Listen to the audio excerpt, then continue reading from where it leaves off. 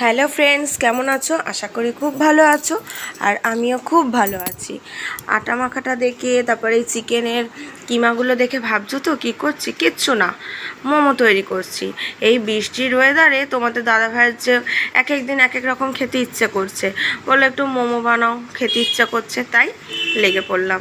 দেখো, আমি কিন্তু মোমো খেতে ভীষণ ভালোবাসি। সারাদিন মোমো দিয়ে বসিয়ে রাখলে আমি মোমোই খাবো। তো সবসময় তো বাইরে খাই, তো আমার শরীরটা খুব একটা ভালো নেই, তাই বাইরেও গেলাম না, তো ঘরেই তৈরি করলাম মোমো।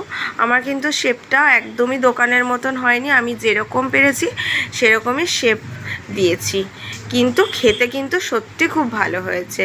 হয়তো ভাবতে পারো আমি এমনি এমনি বলছি, না গো, সত্যিই খেতে ভালো হয়েছে। এই যে মোমো হচ্ছে, আমার মোমো মেকারও নেই, আমার যেরকম জিনিস আমি সেরকম জিনিসেই ট্রাই করেছি প্রথমবার। তোমাদের দাদাভাইয়েরও খুব ভালো লেগেছে, আশা করছি নেক্সট টাইম আরও ভালো হবে।